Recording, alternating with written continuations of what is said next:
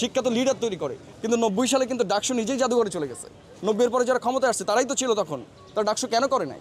ছেলেমেয়েরা শিবির করবে, তারা বাম করবে, যে কোনো আদর্শিক কিছু করতে পারে, কিন্তু বিশ্ববিদ্যালয়ের চোখে কিন্তু তারা সমান থাকবে। আদর্শিক লড়াই, একাডেমিয়ার ভেতরে আদর্শিক লড়াইটা কিভাবে হয় সেটা হচ্ছে ডিবেটের মাধ্যমে, আর্গুমেন্টেশনের মাধ্যমে। আপনারা কি দেখেন পাকিস্তান পর্বের আগে, মানে আমরা পাকিস্তান পর্বের সময়ে যে দেখেছি, তখন কিন্তু এখানে ঢাকা বিশ্ববিদ্যালয়ে 52 সালে আমরা ভাষা আন্দোলন করেছি। ভাষা আন্দোলনের পরে ডাকসু বন্ধ হয়েছে, 70 পর্যন্ত কিন্তু ডাকসু চালু থেকেছে। মানে ঢাকা বিশ্ববিদ্যালয়ে এমন একটা এনভায়রনমেন্ট ছিল যেখানে ডান বাম যেটাই বলেন, আমাদের ছেলেমেয়েরা শিবির করবে, তারা বাম করবে, যে কোনো আদর্শিক কিছু করতে পারে, কিন্তু বিশ্ববিদ্যালয়ের চোখে কিন্তু তারা সমান থাকবে। RICL TMX, যুগের পর যুগ স্থাপনা থাকে মজবুত। এই যে সমানতা, এটা তৈরি করাই হচ্ছে একাডেমিক এনভায়রনমেন্ট। একাডেমিক পলিটিক্স মারামারি পলিটিক্স নয়, ভায়োলেন্সের পলিটিক্স নয়, সবের পলিটিক্স নয়, এটা হচ্ছে আর্গুমেন্টেশনের পলিটিক্স। আমার পার্টি যদি শ্রেষ্ঠ হয়, এটা আমরা ডিবেট করবো। আপনার অক্সফোর্ড ইউনিয়নের ডিবেট দেখেছেন, কেমব্রিজ ইউনিয়নের ডিবেট দেখেছেন, শশী থারুরের বক্তব্য ভাইরাল হয়েছে, দেখেছেন না? তো এখানে ইউনিয়নগুলোতে আমাদের যে অ্যাডভাইজার রয়েছেন তিনিও অক্সফোর্ড ইউনিয়নে বক্তৃতা করেছেন। তার মানে এই ইউনিয়নগুলো কতটা শক্তিশালী যে আপনি পলিটিক্যালি কী করছেন, আপনার ডিসকোর্সটা কি, এটা আপনি প্রেজেন্ট করতে পারেন। তার মানে এই না যে আপনাকে হলে সংকট তৈরি করে কর্মী উৎপাদন করতে হবে। আপনার আদর্শে কেউ যদি সাবস্ক্রাইব করতে পারে, কিন্তু স্টুডেন্টরা এখানে কিন্তু একাডেমিক পড়ালেখার জন্য এসেছে। অর্থাৎ আমরা রাজনীতিটা একটা একাডেমিক ডিসকোর্সের ভেতরে দেখি, তাই না? আপনি বাম হন, আপনার তো মার্ক্সবাদ এমনিতেই পড়া লাগে সব জায়গায়। আমরা কিন্তু ইসলামিক পলিটিক্সও পড়ি। তার মানে প্রত্যেকটা জিনিস আমাদের একাডেমিক তত্ত্বের ভেতরে রয়েছে। ফলে আমি কোনটা সাবস্ক্রাইব করবো, ইট ডাজন্ট ম্যাটার। এবং ইউনিভার্সিটির কাছে এটা বিচার্য বিষয় নয়। শিক্ষা যেমন মৌলিক অধিকার, ভিপি পদটা হচ্ছে সবাইকে ধারণ করতে পারে এমন একটা পদ, এটা রেটোরিক্যাল পদ। ফলে আমি তো স্টুডেন্ট রিপ্রেজেন্টেটিভ হিসেবে এখানে হাজির হয়েছি। আমার সাথে কারোর আদর্শগত দ্বন্দ্ব থাকার কথা নয়। কারণ হচ্ছে যে স্টুডেন্ট লাইফে আমি কোনো আদর্শ সাবস্ক্রাইব করছি না, সবগুলোই তো আমাকে পড়া লাগছে। কোনো আদর্শের ভালো দিক আছে, কোনোটার খারাপ দিক আছে, এই ডিবেটটা আমাদের চলমান থাকবে। এই জায়গাটা, এনভায়রনমেন্টটা আপনারা স্বাধীনতার পরে বাংলাদেশে কখনো দেখেছেন যে কয়েকটা দল মিলে ডিবেট করছে যে আমার পার্টি কেন শ্রেষ্ঠ? আপনি কখনো দেখেছেন ছাত্রদল ব্রিফ করছে কেন তাদের জাতীয়তাবাদ আমাকে বিশ্বাস করতে হবে? কোথাও দেখেছেন এই ডিবেটটা হয়েছে? সেই ডিবেট তারা তৈরি করছে না। আমরা বরং বলেছি যে আমরা যদি ভিপি হতে পারি, আমরা সাধারণ শিক্ষার্থীদের জায়গা থেকে, আমরা যারা পড়ালেখা করতে এসেছি সেই জায়গা থেকে আমরা এমন একটা প্ল্যাটফর্ম ক্রিয়েট করবো ডাকসুকে, যেখানে তারাই ডিবেট করতে পারবে। তাদের যদি ভালো লাগে না, আমার এই পার্টির ইশতেহার ভালো লাগছে, আমার এই পার্টির ইডিওলজি ভালো লাগছে, দে উইল সাবস্ক্রাইব। কিন্তু রাষ্ট্রের কাছে যেমন প্রত্যেকটা ছেলে মেয়ে সমান, প্রত্যেকটা নাগরিক সমান, সে ডান বাম কী করে ইট ডাজন্ট ম্যাটার। রাষ্ট্র কিন্তু সবাইকে সমান সুযোগ দেয়। বিশ্ববিদ্যালয়ে এই সুযোগটা দিতে হবে। এর আগে আমরা এটা পাই নাই। আপনারা দেখেছেন যতগুলো রাজনৈতিক দল রয়েছে, ছাত্র রাজনৈতিক দল, তারা এখানে কী করেছে? তারা অ্যাক্সিস অফ রেজিস্ট্যান্স হিসেবে কাজ করে।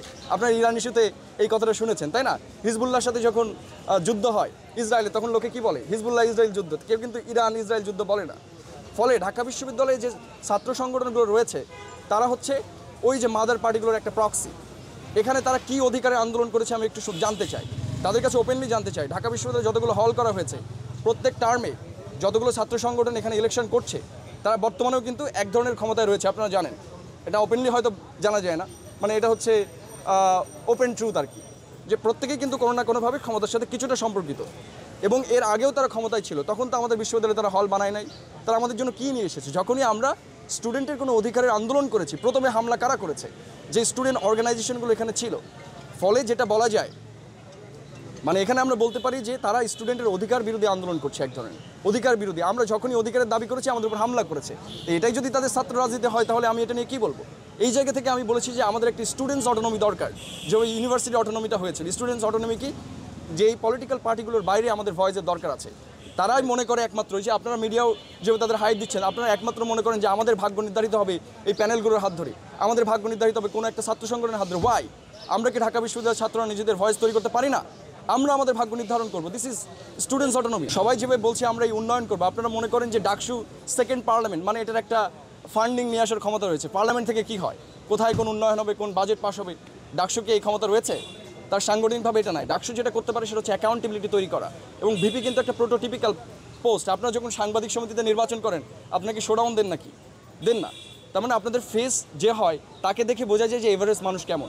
ভিপি কিন্তু একটা প্রোটোটিপিক্যাল পোস্ট। আপনি দেখবেন যে ইউনিয়ন কী করতে পারে। প্রথমে লেখা আছে যে সে বাংলাদেশের মুক্তিযুদ্ধকে আপহোল্ড করবে, সে 24-এর আন্দোলনকে আপহোল্ড করবে, সাথে সাথে ইন্টারন্যাশনালি এই ইউনিভার্সিটিকে প্রেজেন্ট করবে।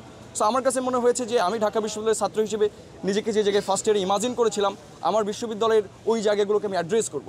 অলরেডি আপনি দেখেছেন আমি যখন এর আগে যতগুলো ডিবেট হয়েছে, বিভিন্ন যাদেরকে নিয়ে আপনারা ডিবেট করছেন, প্রত্যেকে তাদের আদর্শিক লড়াই নিয়ে আলাপ করছে, কেউ একাডেমি নিয়ে আলাপ করছিল না, কিন্তু আমি আসার পরে আমার কাজটা হচ্ছে অ্যাক্টিভিস্ট হিসেবে ডিসকোর্স ক্রিয়েট করা, মানে কোনটা ট্রুথ সেটা দেখায় দেয়া। তার ফলে দেখবেন যে এখন সব নেতারা এটা নিয়ে কথা বলা শুরু করছে, তার মানে এক ধরনের আদর্শিক বুঝে আমার জায়গা থেকে হয়েছে বলে আমি মনে করছি। সো আমি এই কারণে ভিপি পদে এসেছি, যে জায়গাগুলো আছে এটা হচ্ছে রাষ্ট্রের কাছে তুলে ধরা।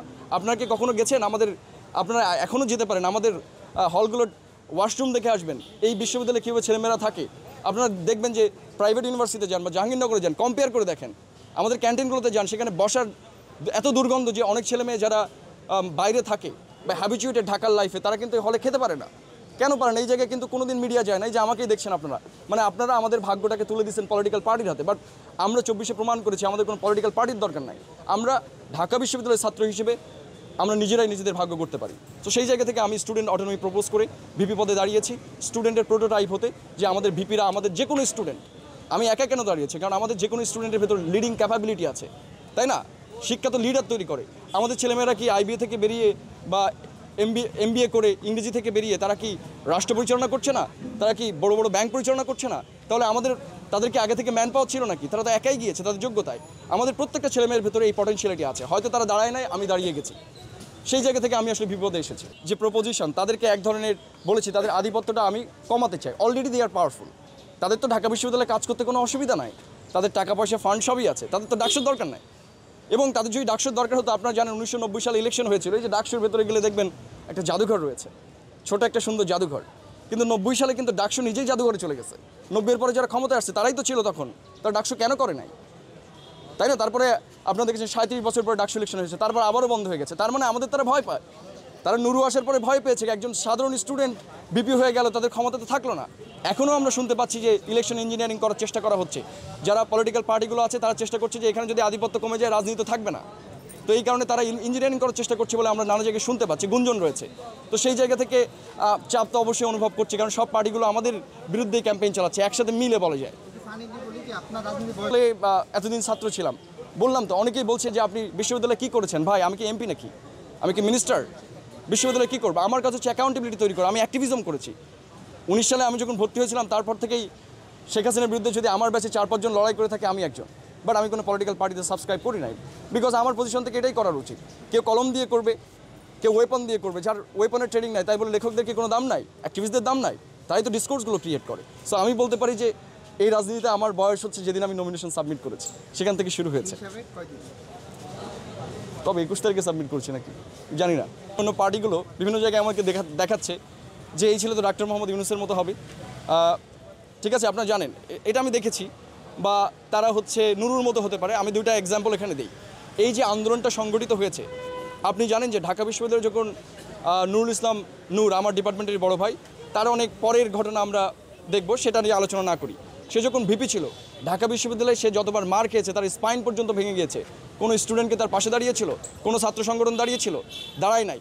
একটা মানুষ একা লড়াই করছে, সে যে প্ল্যাটফর্ম ক্রিয়েট করছিল, তার যে ছোট ছোট ভাই ছিল, সেই নাহিদ ভাইরা, আসিফ ভাইরা কিন্তু আজকে এত বড় অভ্যুত্থান সংগঠিত করেছিল। তার মানে একজন মানুষ সব কাজ সঠিক করতে পারে না, উই আর হিউম্যান। বাট আমরা যেটা করতে পারি, একটা ফায়ার জ্বালিয়ে দিতে পারি, একটা প্লেস তৈরি করতে পারি। তো সেই জায়গা থেকে আমি যে চেষ্টাটা করছি, একটা এক্সাম্পল সেট করা, যে আমাদের ভাগ্য আমাদের হাতে তুলে দিতে হবে। এটা হচ্ছে আমার প্রথম কাজ, এক্সাম্পল সেট করা। অ্যান্ড সেকেন্ড, আমি বলেছি স্টুডেন্টদের পলিটিক্যাল আধিপত্য থেকে দূরে রাখা। একবার সেট করলে দেখবেন যে এই ইউনিভার্সিটিতে একবার যে এক্সাম্পল হয়েছে, সেটা বারবার রিপিট হয়েছে।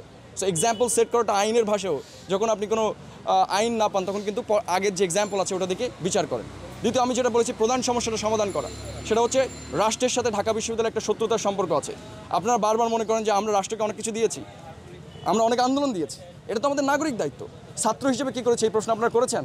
কয়জন পিএইচডি শিক্ষকের আপনারা ইন্টারভিউ নিয়েছেন তারা বিদেশ থেকে ফেরার পরে, যে আপনি আমাদের দেশ নিয়ে গবেষণা করেছেন, আপনার ফলাফল কী? এটা কেউ জানতে চায় না। সো তার মানে হচ্ছে যে আমরা রাষ্ট্রকে অনেক কিছু দিয়েছি, বিনিময়ে রাষ্ট্র কী করেছে? আমাদের 600 একর জমির এখন 200 একর আমাদের আছে, পুলিশ দখল করে রেখেছে। তারপর আমাদের মিন্টো রোডে শিক্ষকদের আবাসিক স্থল, সেটা কি হয়েছে এখন আপনারা দেখবেন, সেখানে মন্ত্রীরা থাকে, অথচ আমাদের শিক্ষকরা আমাদের যেখানে হল বানানোর কথা সেখানে আছে। তো আমাদের দেশে পদ্মা সেতু হয়েছে, এত বড় বড় প্রজেক্ট হয়েছে, ঢাবিতে 10টা হল করে দিলে সমস্যার সমাধান হয়ে যায়। এটুকু করতে পারে নাই, তারা ইচ্ছা করেই করে নাই। রাষ্ট্র আমাদের সাথে শত্রুতা করে আমাদেরকে জিম্মি করে রেখেছে, যাতে করে আমরা রাষ্ট্রের বিরুদ্ধে না যেতে পারি। এটা আইয়ুব খানের সময় থেকে শুরু হয়েছে, আর এখনও সেটা কন্টিনিউয়াস আছে। এবং যার কারণে আমি মনে করি যে রাষ্ট্রের হাত থেকে ঢাকা বিশ্ববিদ্যালয়কে মুক্ত করতে হবে এক ধরনের, এবং আমাদের জমি মুক্ত করতে হবে। পরমাণু কেন্দ্র, বাংলা একাডেমি, এই জমিগুলো আমরা 1921 সালে ভারত সরকারের কাছ থেকে 50 লক্ষ টাকা দিয়ে কিনেছি। 1921 সালে 50 লক্ষ টাকা এখন ইমাজিন করতে পারেন। তো সেই জমির মালিক আমরা। আজকে আমাদের একাডেমিক ক্লাস করার জায়গা নেই, আমরা ক্লাস শেয়ার করে করি। এটা কি চিন্তা করা যায়? একটা ক্লাসরুমে 300 স্টুডেন্ট বসে ক্লাস করে। একটা গণরুমের ছবি আপনারা দেখে থাকবেন বিজয় 71-এ, যেটাতে আমি থাকতাম। সেই গণরুমে একটা রুমে 300 জন থাকে। রোহিঙ্গারাও এর চেয়ে ভালো অবস্থায় ছিল, কারণ তাদেরকে রুম দেওয়া হয়েছে, আমাদের দেওয়া হয় নাই।